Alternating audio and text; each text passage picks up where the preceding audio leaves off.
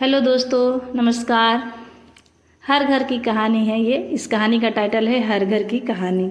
आज मैं आपको एक कहानी सुनाने जा रही हूँ। ध्यान से सुनिए। बेटा चल छत पर चले, कल तो तेरी शादी है। आज हम माँ बेटी पूरी रात बातें करेंगे। चल तेरे सिर की मालिश कर दूँ, तुझे अपनी गोद में सुलाऊँ। कहते कहते आशा जी की आंखें छलक पड़ती है। विशाखा उनके आंसू पोंछते हुए कहती है, ऐसे मत रो माँ, मैं कौन सा विदेश जा रही हूँ। 2 घंटे लगते हैं आगरा से मथुरा आने में। जब चाहूँगी तब आ जाऊँगी। अगले दिन विशाखा विदा हो जाती है, माँ की ढेर सारी सीख लिए, मन में छोटे भाई बहनों का प्यार लिए, पापा का आशीर्वाद लिए।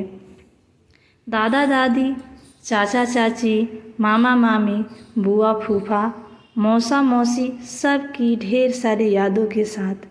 जल्दी आना बिटिया, आती रहना बिटिया, कहते हाथ हिलाते सबके चेहरे धुंधले हो गए थे विशाखा के आंसू से। संग बैठे आकाश उसे चुप कराते हुए कहते हैं, सोच लो पढ़ाई करने बाहर जा रही हो, जब मन करे चली आना। शादी के 1 साल बाद ही विशाखा के दादाजी की मृत्यु हो गई।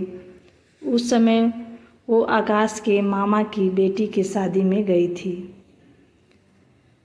आकाश विशाखा से कहता है, ऐसी शादी छोड़कर कैसे जाएंगे बीसू, दादाजी को एक न एक दिन तो जाना ही था, फिर चली जाना।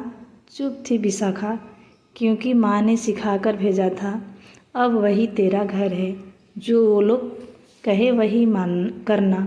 6 महीने पहले आनंद भैया, जो मामा के बेटे थे, उनकी शादी में भी नहीं जा पाई थी, क्योंकि सासू माँ बीमार थी।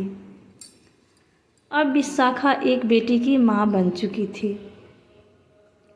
जब उसका 5वां महीना चल रहा था, तभी चाची की लड़की की शादी पड़ी थी। सासू माँ ने कह दिया, ऐसी हालात में कहाँ जाओगी।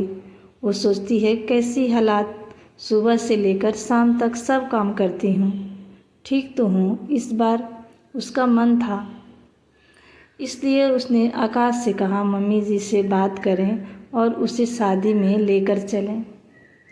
चाची का भी फ़ोन आया था आकाश के पास, तो उन्होंने कह दिया, आप लोग जिद करेंगे तो मैं ले आऊँगा, लेकिन कुछ गड़बड़ हुई तो जिम्मेदारी आपकी होगी। फिर तो माँ ने ही मना कर दिया, रहने दे बेटा, अगर कुछ हुआ तो तेरे ससुराल वाले सारे इंजाम हम पर डाल देंगे। वैसे तो ससुराल में विशाखा को कोई चीज़ की कमी नहीं थी, फिर भी उसे लगता था जैसे उसे जिम्मेदारियों का ताज पहना दिया गया हो। उसके आने से पहले भी जो लोग बीमार पड़ते होंगे तो कैसे संभलता था। उसके आने से पहले भी तो उनके घर में शादी ब्याह पड़ते होंगे, तो आज अगर वो किसी समारोह में ना जाकर अपने मायके के समारोह में चली जाए तो क्या गलत हो जाएगा। दिन बीत रहे थे, कभी 4 दिन, कभी 8 दिन के लिए वो अपने मायके जाती थी और बुझे मन से लौट आती थी। विशाखा के ननद की शादी ठीक हो गई है। उन दोनों का रिश्ता बहन या दोस्तों जैसा था। अपनी ननद सुरभि की वजह से ही उसे ससुराल में कभी अकेलापन नहीं महसूस हुआ। सुरभि की शादी होने से विशाखा जितनी खुश थी, उतनी ही उदास भी। उसके बिना ससुराल की कल्पना भी उसके आंखों में आंसू ला देते थे। विशाखा शादी की सारी जिम्मेदारी बहुत अच्छे से निभा रही थी। उसको दूसरा बच्चा होने वाला था, 4थे महीने की प्रेगनेंसी थी। फिर भी वो घर बाहर का हर काम कर रही थी। सभी रिश्तेदार विशाखा की सास से कह रहे थे, बड़ी किस्मत वाली हो, जो विशाखा जैसी बहू पाई हो आप। शादी का दिन भी आ गया। आज विशाखा के आंसू रुक नहीं रहे थे। दोनों ननद भाभी एक दूसरे को पकड़कर रो रही थी। तभी विशाखा की सास उसे समझाते हुए कहती है, ऐसे मत रो बेटा, कोई विदेश थोड़ी ही जा रही है। जब जी चाहे तब आ जाना। तब सुरभि कहती है, नहीं माँ, जब दिल चाहे तब नहीं आ पाऊँगी। वो पूछती है, ऐसे क्यों कहा बेटा, माँ के पास क्यों नहीं आओगी तुम? तब सुरभि कहती है, कैसे आऊँगी माँ?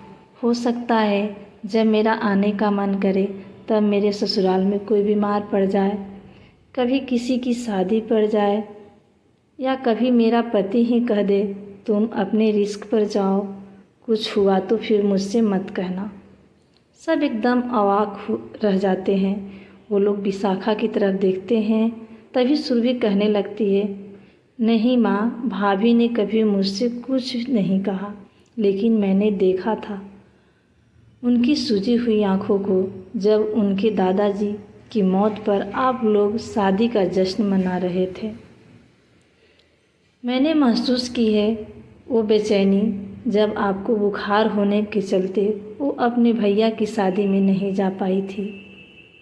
मैंने महसूस किया है उसे घुटन को जब भैया ने उन्हें उनकी चाची की लड़की की शादी में जाने से मना कर दिया था।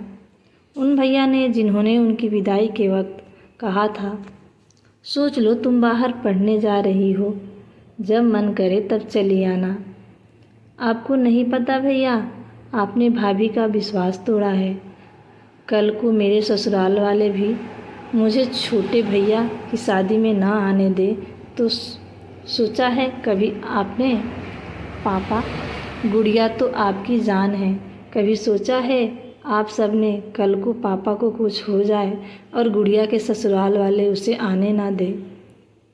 कभी भाभी की जगह खुद को रख कर देखिएगा।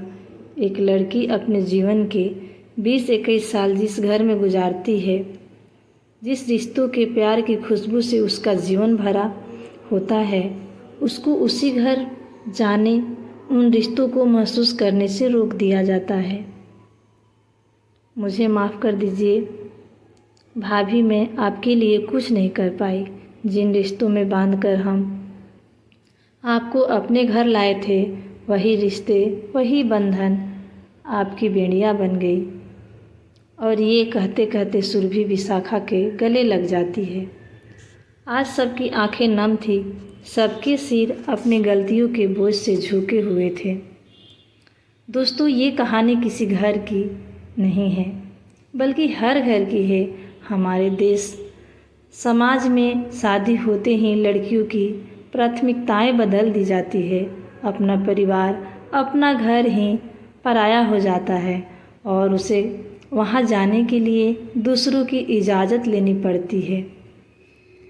आपसे निवेदन है कि अगर यह कहानी आपके दिल को छू गई हो तो आप सब भी इस पर गौर फरमाइएगा और हो सके तो बहू को उसके माता पिता के घर आने जाने की आज़ादी ज़रूर दीजिएगा। Thanks for watching. Please like and subscribe my YouTube channel कहानियाँ रमिता।